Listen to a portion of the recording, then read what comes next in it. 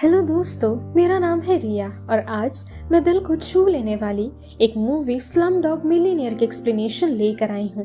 इस मूवी ने 8 ऑस्कर जीता है।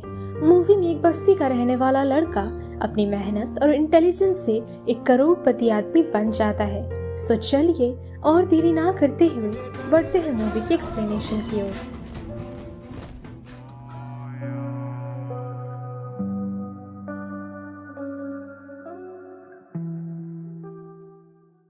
मूवी की शुरुआत में हम जमाल मलिक को देखते हैं, जो 18 वर्षीय एक लड़का था। जमाल मुंबई शहर के बस्ती का रहने वाला था।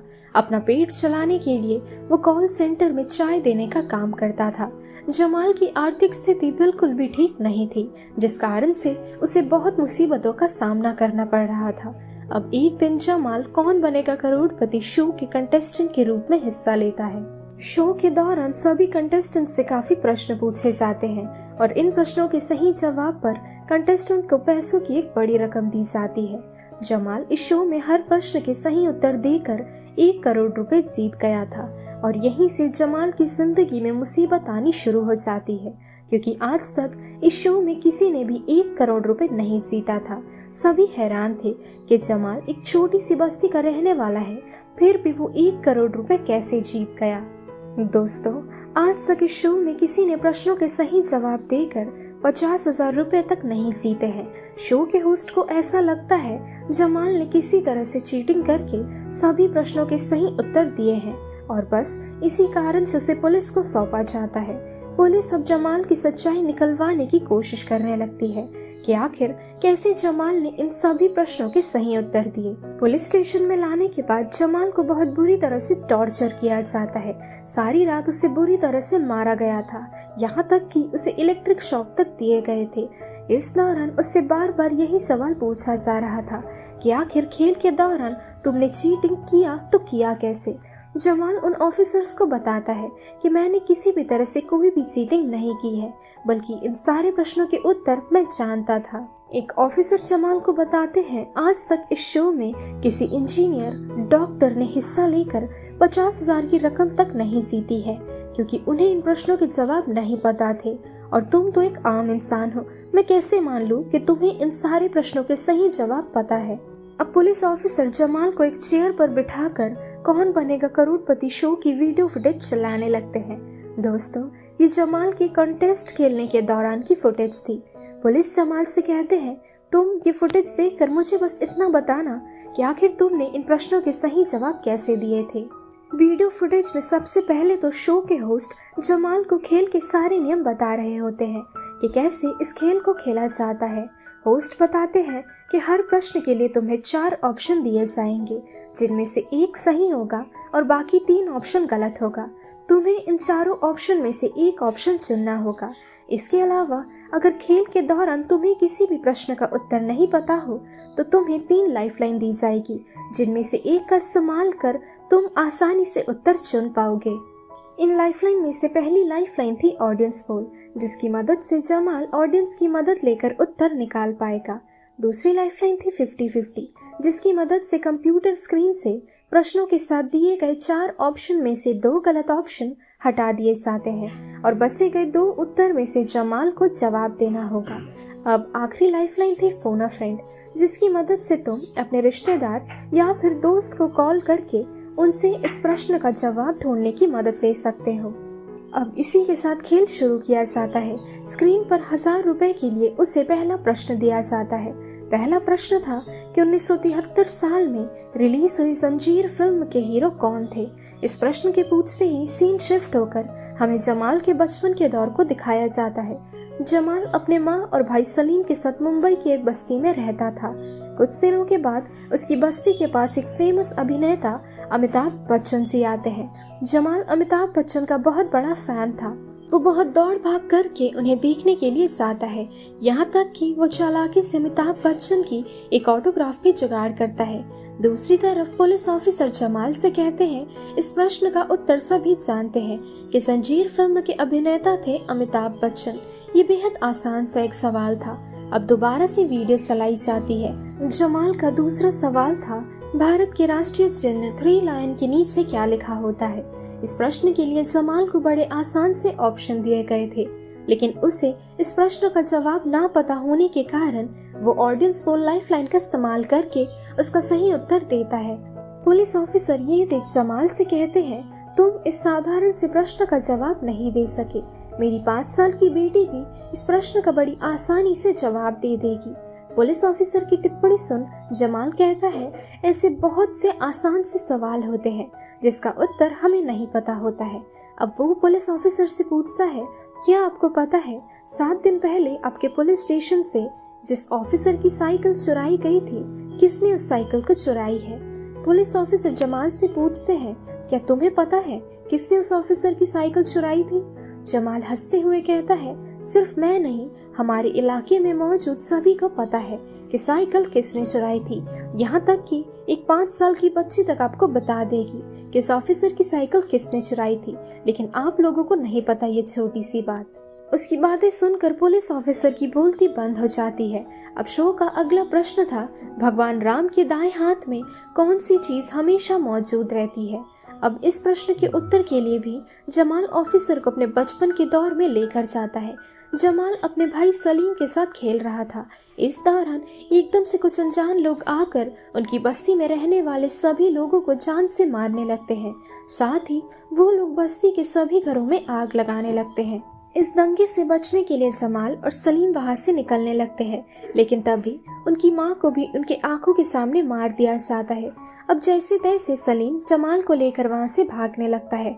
तभी रास्ते में ये लोग एक बच्चे को राम के रूप में देखते हैं, जिसके दाएं हाथ में तीर धनुष था, और यही बात याद करके जमाल ने शो के दौरान यही उत्तर दिया था।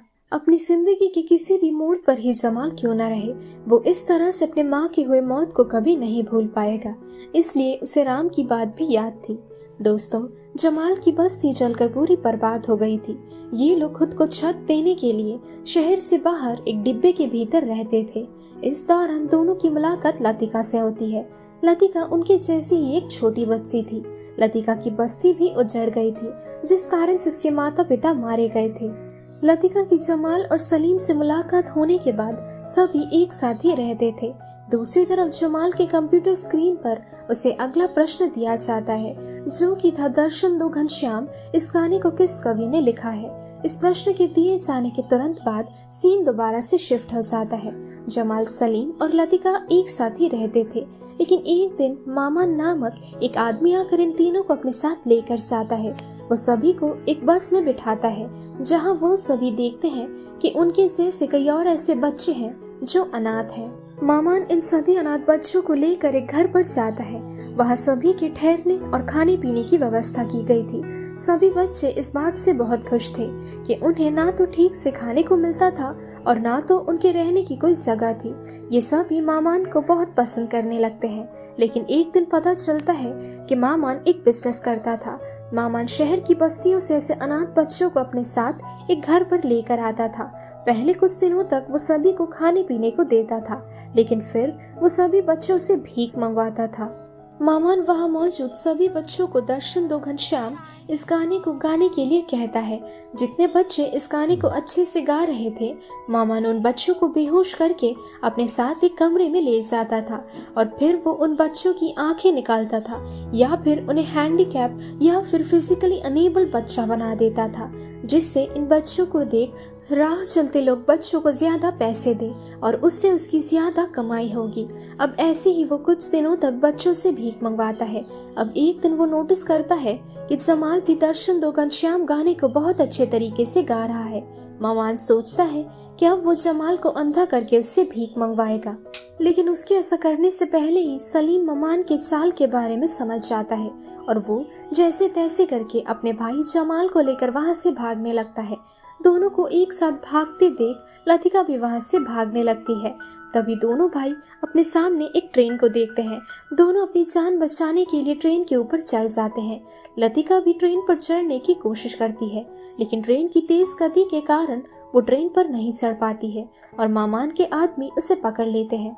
अब दोबारा से शो की वीडियो फुटेज की ओर सीन शिफ्ट किया जाता है, जो कि बचपन में जमाल इस गाने को गाकर भीख मांगा करता था, उसे बहुत अच्छे तरीके से पता था।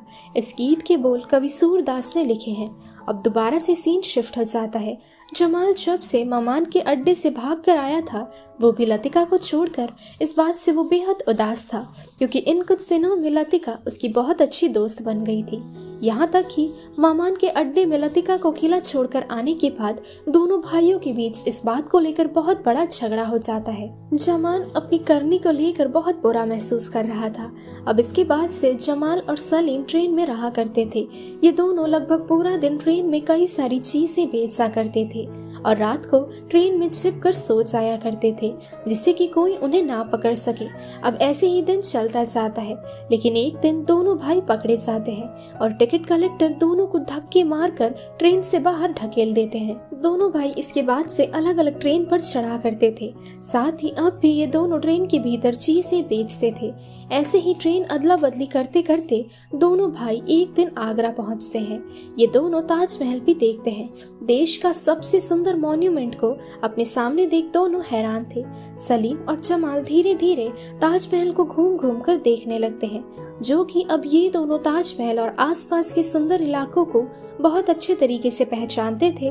तो ये दोनों भाई मिलकर विदेशी लोगों के लिए टूर गाइड बनकर काम किया करते थे और इतने दिनों में सीखी गई अपनी टूटी फूटी इंग्लिश से ये लोग जैसे तैसे उन टूरिस्ट को अपनी बातें समझा लेते हैं। टूरिस्ट खुश होकर दोनों भाइयों को डॉलर में पैसे दिया करते थे। अब ऐसे ही दोनों भाइयों का दिन कटता जाता है और सीन दोबारा से शिफ्ट होकर शो की रिकॉर्डिंग प्ले करने की ओर जाता है। होस्ट जमाल से अगला प्रश्न पूछते हैं, जो कि था अमेरिका के $100 की नोट में अमेरिका के किस फेमस आदमी की तस्वीर मौजूद है। जमाल इस प्रश्न का उत्तर भी बड़ी आसानी से दे देता है। अब दोस्तों, जमाल ने अब तक जितने प्रश्नों के उत्तर दिए थे सभी को मिलाकर 10 लाख रकम उसने जीत लिए थे। पुलिस ऑफिसर जमाल से पूछते हैं, तुमने कभी $100 अपनी आंखों के सामने भी नहीं देखा होगा, फिर तुम्हें इसका सही जवाब कैसे मालूम चला? सच सच बताओ। ये सुन जमाल अब दोबारा से अपने बचपन के बारे में बताने लगता है। दोनों भाई कई दिनों तक आगरा में टूरिस्ट गाइड बनकर काम कर रहे थे। फिर ये लोग अपने शहर आमची मुंबई में चले आते हैं। मुंबई आकर ये दोनों भाई मिलकर एक 5 स्टार होटल में बर्तन धोने का काम करना शुरू कर देते हैं।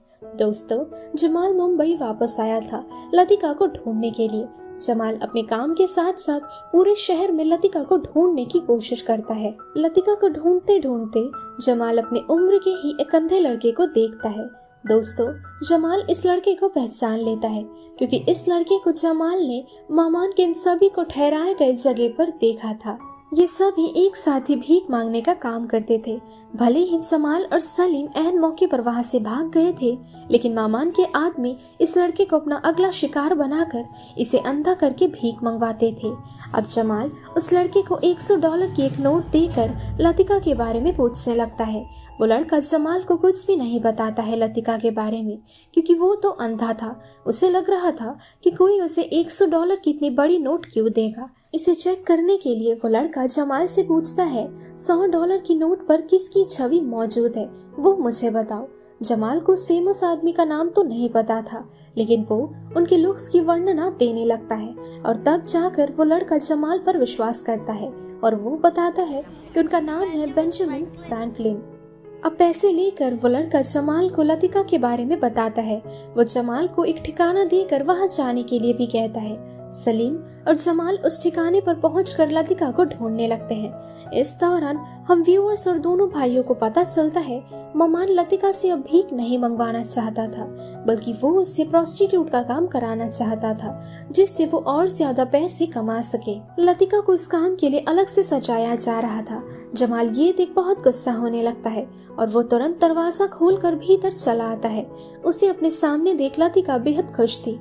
जमाल लतिका को इस अंधकार से बाहर निकालना चाहता था, इसलिए वो जैसे तैसे कर बाहर निकलने लगता है, लेकिन तभी वहाँ मामान के आदमी चले आते हैं। मामान अपने आदमियों का जोर दिखाकर तीनों को पकड़ने की कोशिश करता है, लेकिन तभी अचानक से सलीम अपने पॉकेट से एक पिस्तौल निकालकर मामान का खून करता है और वहाँ मौजूद बाकियों को बंदूक दिखाकर तीनों वहाँ से भागने लगते हैं। इधर फुटेज में दिखाया जाता है जमाल का अगला प्रश्न था, रिवॉल्वर का आविष्कार किसने किया था। जमाल वैसे तो अब तक हर जवाब का सही उत्तर दे रहा था, क्योंकि ये चीजें पहले उसकी जिंदगी में कुछ घटनाओं से जुड़ी है जो उसे बहुत अच्छी तरह से याद है। इस प्रश्न का उत्तर भी उसकी जिंदगी से जुड़ा था और बस वो अपनी जिंदगी की बात याद करके सही उत्तर सैमुअल कोल्ट देकर 25 लाख रुपए जीत जाता है। अब दूसरी तरफ मामान का खून करने के बाद ये तीनों एक साथ भागने लगते हैं। ये तीनों शहर के किसी होटल में जाते हैं। जमाल लतिका को अपने साथ लाने के बाद बहुत खुश था, लेकिन दोस्तों सलीम बेहद टेंस्ड था, जो कि कुछ समय पहले उसने एक खून किया था। वो जानता था मामान के खून हो जाने के बाद मामान के आदमी इन तीनों को नहीं छोड़ेंगे। सलीम अपने भाई और खुद की सुरक्षा के लिए जावेद नामक एक नामचीन गुंडा से मिलता है। सलीम जावेद से कहता है, मैंने तुम्हारे दुश्मन मामान को मार दिया है और मैं तुम्हारे गैंग का हिस्सा बनकर अब से काम करना चाहता हूँ। सलीम अपनी सुरक्षा के बदले जावेद के पास लतिका को बेच देता है। सलीम जानता था कि जमाल इस बात को जानने के बाद लतिका को बचाने की दोबारा से कोशिश करेगा, इसलिए वो घर जाने के साथ ही जमाल पर बंदूक तान कर कहता है, तुम यहाँ से कहीं चले जाओ वरना मैं अभी के अभी तुम्हें जान से मार दूंगा। जमाल तो किसी भी कीमत पर लतिका को वहाँ अकेला छोड़कर वहाँ से जाने के लिए तैयार नहीं था, लेकिन सलीम अब गुस्से में आकर जमाल से कहता है, अगर तुम मेरे 5 गिनने से पहले यहाँ से चले नहीं गए तो मैं सैमुअल कोल्ट की इस बंदूक से तुम्हें मार दूंगा। इस बात को याद करके उसने हाल ही में पूछे गए प्रश्न का उत्तर दिया था, जो कि सही भी हुआ था। अब सलीम का बर्ताव देखकर लतिका समझ चुकी थी, अगर जमाल यहाँ से नहीं गया तो शायद सच में सलीम उसे जान से मार देगा, इसलिए वो जमाल को यहाँ से जाने को कहती है। जमाल लतिका और सलीम के इस बर्ताव से बहुत बुरा महसूस करता है और वो वहाँ से तुरंत चला जाता है। अब पुलिस ऑफिसर जमाल से पूछते हैं, तुमने सिर्फ अपनी सच्चाई साबित करने के लिए कुछ साल पहले गए खून के बारे में भी मुझे बता दिया। जमाल कहता है, मैं एक सच्चा इंसान हूँ, मुझे सवाल करने पर मैं सच्चाई से जवाब देने की कोशिश करता हूँ। अब पुलिस ऑफिसर उससे पूछते हैं कि आखिर तुम इस शो में कहाँ से पहुँचे। जमाल दोबारा से अपनी कहानी बताने लगता है। सलीम और लतिका से दूर होने के बाद जमाल धीरे धीरे अपनी जिंदगी जैसे तैसे गुजारता था और फिर जमाल के थोड़े बड़े होने पर उसे कॉल सेंटर पर चाय देने का काम मिलता है। जमाल अब तक लतिका को भूल नहीं पाया था, वो लतिका से प्यार करता था। अब एक दिन मौका देख जमाल कॉल सेंटर के कंप्यूटर से लतिका नाम से नंबर खोजने लगता है, जिससे उसे लतिका का नंबर मिल सके, लेकिन लतिका के नाम से हजारों लोगों को वो अपने स्क्रीन पर देखता है। ऐसे तो वो लतिका को नहीं ढूंढ पाता, इसलिए वो अपने भाई सलीम के नाम से नंबर ढूंढता है और उसे मुंबई में गिने सुने ही कुछ सलीम नाम के लोग मिलते हैं। अब एक एक कर जमाल सभी को कॉल करने लगता है। कॉल के दौरान उसकी सलीम से बात होती है। दोनों एक दूसरे की आवाज सुनकर ही एक दूसरे को पहचान लेते हैं कि आखिर कॉल की दूसरी और कौन है। इसके साथ साथ शो की रिकॉर्डिंग प्ले के दौरान जमाल एक एक कर कई सारे प्रश्नों के सही उत्तर दिए जा रहा था। दोस्तों, जमाल एक इंटेलिजेंट लड़का था। भले ही उसने ज्यादा पढ़ाई लिखाई नहीं की थी, लेकिन कॉल सेंटर में काम लगने के बाद वो अपने आसपास काम करने वाले लोगों से काफी कुछ सीखता था, जिससे उसकी जनरल नॉलेज बहुत तेज थी। अब कॉल सेंटर में सलीम से बात होने के बाद वो सलीम को मिलने के लिए बुलाता है। जमाल सलीम से मिलकर अपना गुस्सा जाहिर करता है, क्योंकि उस दिन जमाल को जब सलीम ने भगा दिया था, उसके बाद सलीम खुद भी लतिका को लेकर वहां से भाग गया था। सलीम जमाल को सफाई देते हुए कहता है कि तुम मुझे गलत समझ रहे हो। उस दिन तुम्हारे जाने के बाद ममान के लोग मुझे और लतिका को मारने के लिए वहां पहुंच गए थे, जिस कारण से हम दोनों को आखिर वहां से भागना पड़ गया। सलीम जमाल को और बताता है कि वो अब जावेद नामक एक गुंडा के साथ काम करता है। जमाल अब लतिका के बारे में सलीम से पूछता है। ये सुन सलीम गुस्सा होने लगता है। वो कहता है कि तुम अभी भी उसके बारे में सोच रहे हो, वो तो हमें कब का छोड़कर चली गई। तुम लतिका को भूल जाओ, वो अपनी जिंदगी में अब तक आगे बढ़ चुकी है। जमाल सलीम की बातें सुनकर भी उस पर विश्वास नहीं कर पा रहा था, क्योंकि उसका मन ये बात मानने को तैयार ही नहीं था। अब अगले दिन जमाल सलीम को फॉलो करने लगता है। सलीम अपनी गाड़ी में किसी के घर जाता है, वहाँ वो किसी लड़की से मिलता है और फिर वो वहाँ से चला जाता है। जमाल दूर खड़ा होकर उस लड़की की ओर ही देख रहा था। जमाल उस लड़की को देख समझ जाता है कि ये लड़की और कोई नहीं बल्कि लतिका है। इस दौरान लतिका भी उसे देख लेती है और अपनी मन की आंखों से उसे भी वो पहचान लेती है। अब जमाल तुरंत लतिका के घर के भीतर जाता है। दोनों एक दूसरे को देख एक दूसरे को गले से लगा लेते हैं। इस दौरान लतिका टीवी में कौन बनेगा करोड़पति देख रही थी। जमाल उससे पूछता है कि तुम ये शो क्यों देख रही हो? मैंने कई लोगों को इस शो को देखते हुए देखा है। लतिका बताती है, मैं अपनी जिंदगी को नए सिरे से शुरू करना चाहती हूँ, लेकिन इसके लिए मुझे पैसों की जरूरत है और ये शो मुझे वो चीजें दिलाएगा। लतिका की बातें सुन जमाल लतिका को अपने साथ आने को कहता है, लेकिन लतिका उसके साथ चलने को तैयार नहीं थी, क्योंकि फिलहाल वो जावेद नामक गुंडा के कब्जे में रहती है। जावेद उसे किसी भी तरह से यहाँ से जाने नहीं देगा। जलाल कहता है, मेरे बड़े भाई सलीम हमारी इस मुसीबत में हमारी मदद करेंगे। ये सुन लतिका बताती है कि तुम्हारे भाई सलीम की वजह से ही तो आज मैं इस जंजीर से बंध कर अपनी जिंदगी बिता रही हूँ। जमाल फैसला करता है कि अब वो अकेले ही लतिका को अपने साथ लेकर जाएगा। वो लतिका से कहता है वो हर दिन शाम को 5 बजे स्टेशन पर उसका इंतजार करेगा। अगर लतिका उसके साथ जाना चाहती है तो उसे स्टेशन पर अपने डर को काट कर आना पड़ेगा। अब ऐसे ही दिन बीतता जाता है और जमाल लतिका का इंतजार स्टेशन पर किया करता था। कुछ दिनों बाद लतिका स्टेशन में जमाल से मिलती है। ये देख जमाल बहुत खुश था, लेकिन दोनों के एक दूसरे से मिलने से पहले ही सलीम आकर लतिका को उठाकर ले जाता है, वो भी जमाल के आंखों के सामने से। दूसरी तरफ शो के दौरान जमाल का अगला प्रश्न था, क्रिकेट की दुनिया के किस प्लेयर ने सबसे ज्यादा फर्स्ट क्लास सेंचुरी किए हैं? जमाल को इस प्रश्न का उत्तर नहीं पता था। जमाल सोच में पड़ जाता है। तभी अचानक शो में ब्रेक का समय हो जाता है। जमाल को कुछ और समय मिल जाता है सोचने के लिए। जमाल बाथरूम में आकर इस प्रश्न के उत्तर के बारे में सोच रहा था।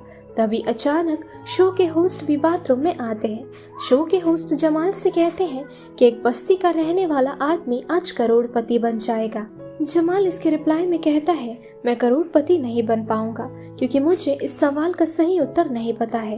होस्ट कहते हैं, मुझे लगता है कि शायद सच में तुम आज इस खेल को जीतकर करोड़ों रुपए जीतकर यहाँ से जाओगे।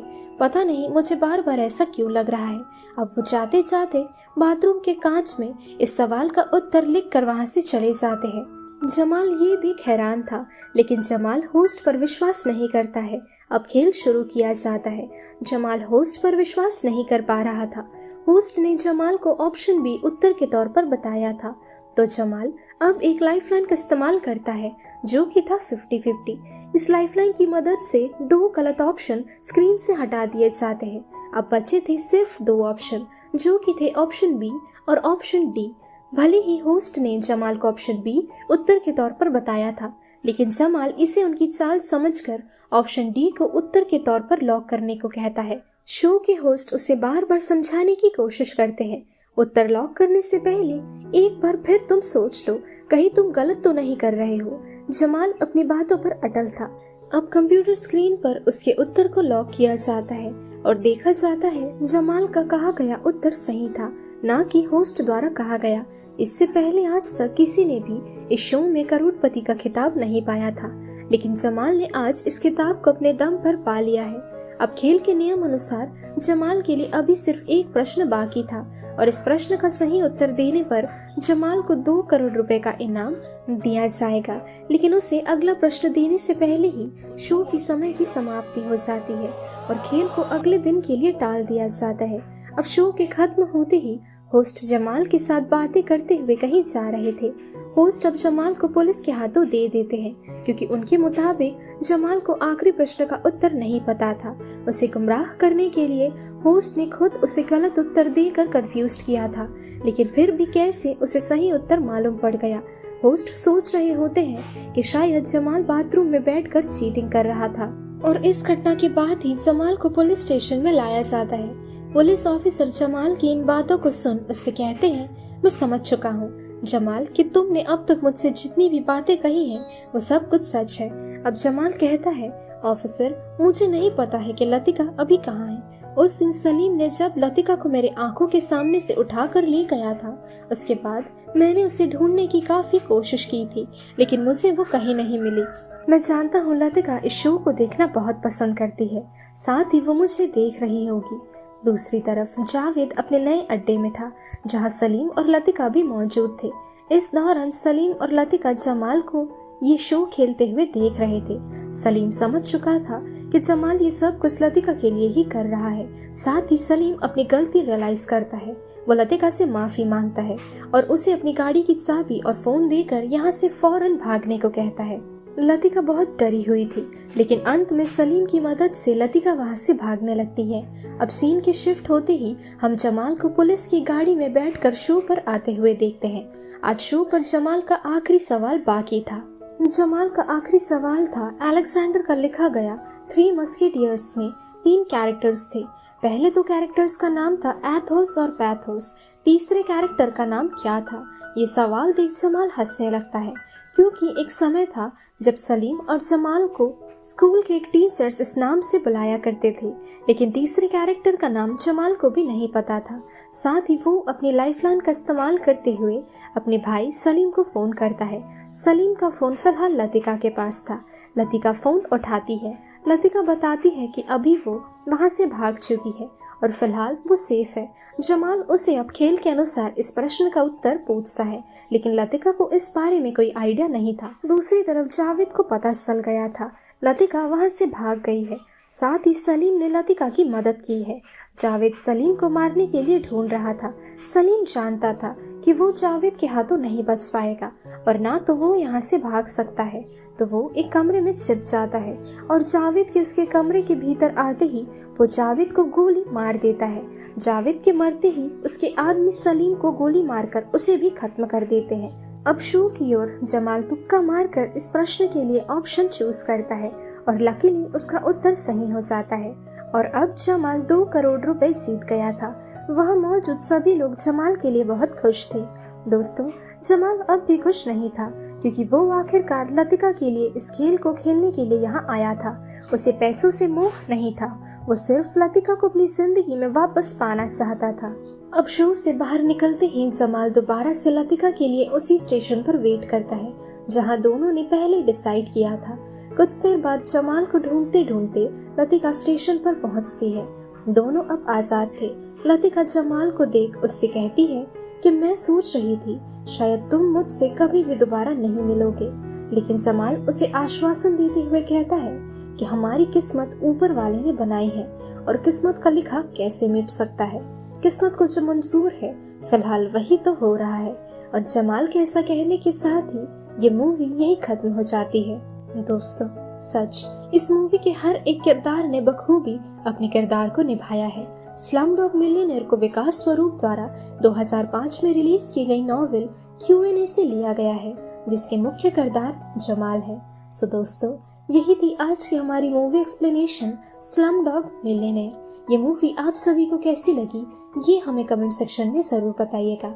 साथ ही रिसेंटली चैनल पर गर्ल फ्रॉम नोवेयर की एक मजेदार एपिसोड मैंने एक्सप्लेन की है, जिसमें थ्रिल, ड्रामा और एंटरटेनमेंट सब कुछ है। आप सभी उस वीडियो को देखिए और कमेंट करके मुझे जरूर बताइएगा कि वीडियो आपको कैसी लगी। सो मिलते हैं हमारे अगले वीडियो पर, तब तक के लिए स्टे सेफ, शब्बा खैर।